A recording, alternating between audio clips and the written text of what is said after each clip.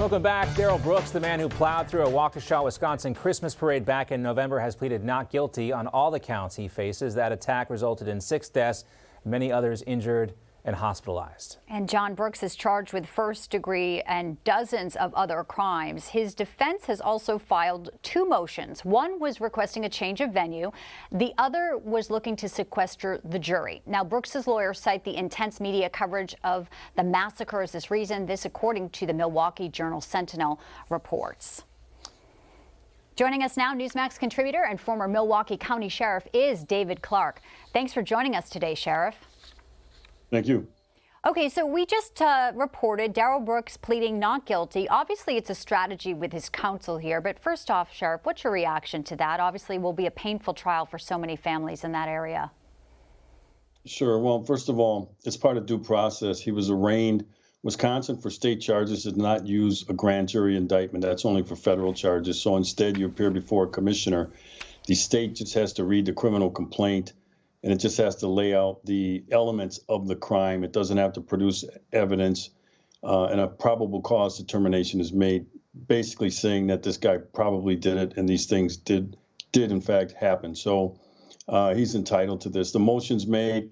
This is typical. Look, I've attended hundreds, literally hundreds of these pretrial hearings, and that's what this is, an arraignment. Preliminary hearing is what they call it.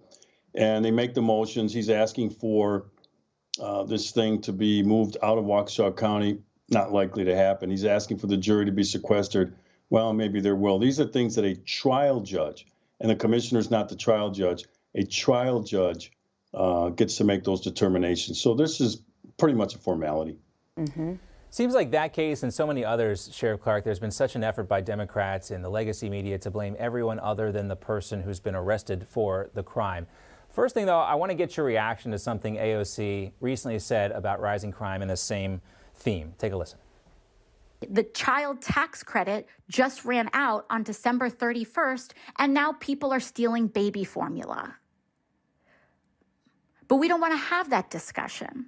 We want to say these people are criminals, or we want to talk about people that are violent instead of environments of violence. Okay, first of all, I don't know what environments of violence actually means, but the violent crime is the issue. We don't have a rash of people stealing baby formula, so that's Exhibit A. And here's Exhibit B, something closer to your home. 2 progressive Milwaukee council members recently expressed their concerns about the city's 500% increase in car theft, but instead of addressing the attrition rate on the police force or anything like that, Alderwoman Millie Coggs and Alderman Khalif Rainey wrote a letter to Kia and Hyundai, the automakers, urging them to build safer cars that couldn't get stolen. That's according to the reports, though, that Hyundai and Kia make up like 66% of the car thefts in Milwaukee. But here they are blaming the car makers, Sheriff, not the criminals stealing the car or the people who supported these defund the police department efforts.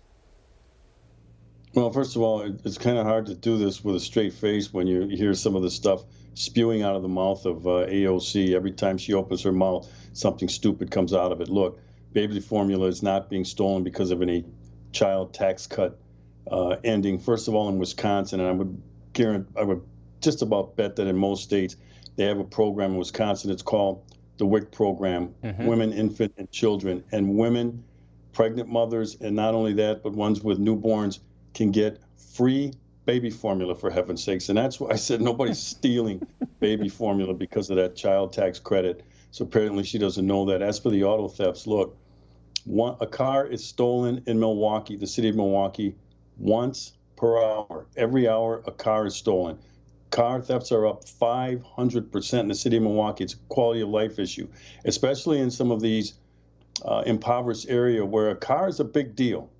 You use it to take your kids to school, take them to baby appointments, or doctor appointments, things like that. Plus, many people on the lower end of the economic spectrum, the only insurance they can afford, and they have to have it to drive, is liability. Yeah. Okay, that's if they get in a crash. But they don't have comprehensive, they can't afford it. So they don't get the damage paid for when the window's smashed.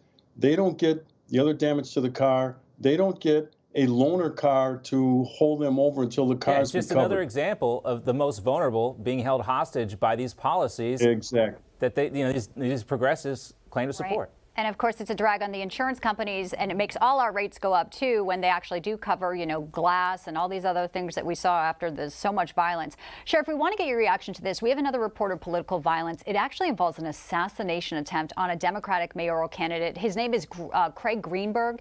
It was in Louisville, Kentucky. Police have now arrested a reported BLM activist who goes by the name of Quintez Brown. He was on MSNBC a few years ago actually asking for gun reform, so now he's charged with this very serious crime.